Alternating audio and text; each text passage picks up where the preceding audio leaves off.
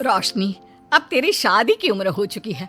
सब तेरे लिए लड़का देख रहे हैं और तू है कि 8-9 बजे बिस्तर से उठ रही है। मम्मी, क्या आप भी सुबह सुबह ज्ञान दे रही हो? सोने तो दो कम से कम। क्या करें, अब तेरी हरकतें ही ऐसी हैं। चल अब बिस्तर छोड़ और मेरे साथ खाना बनाना सीख। ना, मैं नहीं बना रही खाना वाना।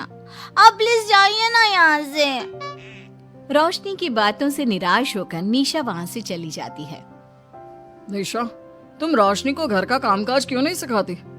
अगर यही हाल रहा फिर तो 2 दिन में उसके ससुराल वाले उसे यहाँ छोड़कर चल देंगे। मैं तो बहुत कोशिश करती हूँ उसे घर की जिम्मेदारियां सिखाने की, लेकिन वो मेरी सुने तब ना। आप तो जानते ही हैं ना कि वो कितनी जिद्दी है। हमें निशा के लिए एक ऐसा लड़का ढूंढना होगा जिसका भरा पूरा परिवार हो। सास ससुर से लेकर जेठ जिठानी देवर ननद सब हो। यहाँ ना सही, लेकिन शादी के बाद उसे वहां अपनी जिम्मेदारियों का एहसास जरूर होगा। कुछ दिनों के बाद रोशनी का परिवार उसके लिए लड़का देखना शुरू कर देता है और एक दिन चिराग नाम का लड़का रोशनी को देखने अपने परिवार के साथ उसके घर पहुंच जाता है। देखिए भाई साहब, मैं पहले ही आपको बता देती हूँ, हमारा परिवार बहुत बड़ा है, इसलिए अगर आपकी लड़की हमारे घर की जिम्मेदारियाँ बिना ना नुकुर के उठा सकती है तभी हम ये रिश्ता पक्का करेंगे। अरे ये भी कोई बोलने वाली बात है बहन जी। हमारी रोशनी आपके पूरे परिवार को बैठे बैठे खिला सकती है। इतनी जिम्मेदार है मेरी बेटी। अगर ऐसी बात है फिर तो हमें इस रिश्ते से कोई आपत्ति नहीं है। तो फिर चट मंगनी पट ब्याह के बारे में क्या ख्याल है? हाँ हाँ बिल्कुल, शादी में देर किस बात की। 3 हफ्ते बाद ही शादी का शुभ योग है। अगर आपको कोई दिक्कत ना हो तो हम इनकी शादी भी 3 हफ्ते बाद ही करा देते हैं। अरे हमें इसमें कोई परेशानी नहीं है। इस तरह दोनों परिवारों में शादी की तैयारियां शुरू हो जाती है और कुछ ही दिनों बाद रोशनी की शादी चिराग से करा दी जाती है। शादी के बाद, बहू, इनसे मिलो। ये है तुम्हारी दादी सास, ये बड़ी सास और बड़े ससुर, ये तुम्हारे जेठ, ये जेठानी, ये दोनों तुम्हारे देवर और ये इस परिवार की सबसे छोटी बेटी सिमरन, यानी कि तुम्हारी ननद है। परिवार में इतने सारे लोगों को देखकर रोशनी का सर चकरा जाता है।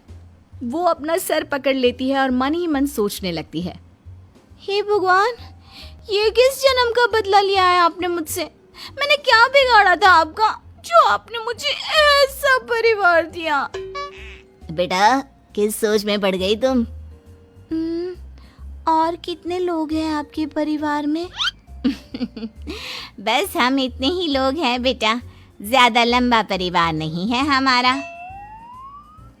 अब इससे लंबा और कितना बड़ा परिवार होगा आपका? ये ससुराल कम चिड़ियाघर ज्यादा लग रहा है। कुछ कहा क्या तुमने बेटा? नहीं मम्मी जी, वो मैं बहुत थक गई हूँ, तो क्या अब मैं सोने जा सकती हूँ? हाँ हाँ, क्यों नहीं बहू। चिराग, बहू को अंदर कमरे में लेकर जा। जी माँ। चिराग रोशनी को अंदर कमरे में लेकर जाता है। चिराग, मुझे यहाँ नहीं रहना, मुझे अलग रहना है। ये तुम क्या बोल रही हो रोशनी? अभी तो आई हो तुम और अभी अलग होने की बात कर रही हो। परिवार वालों को पता चलेगा तो कितने दुखी होंगे वो लोग। मुझे नहीं मतलब किसी से, और इसे तुम परिवार कहते हो? ये परिवार कम कोई गली मोहल्ला ज्यादा लग रहा है। रोशनी, अभी तुम नई हो इस परिवार में, इसलिए शायद तुम्हें ऐसा लग रहा है। कुछ दिन में आदत हो जाएगी तुम्हें। चिराग की बात सुनकर रोशनी अपना सर पकड़ लेती है। आपको समझाना तो दीवार में सर पटकना है। मैं सो रही हूँ, लाइट ऑफ मत करना, मुझे अंधेरे में नींद नहीं आती। इतना बोलकर रोशनी बिस्तर पर लेट जाती है। रोशनी को देखकर चिराग का मुंह खुला का खुला रह जाता है। वो भी पैर पटकते हुए बिस्तर के दूसरे कोने में अपना मुंह मोड़कर सो जाता है। अगले दिन, देवरानी जी, आप उठ भी जाइए, सुबह के 6 बज चुके हैं।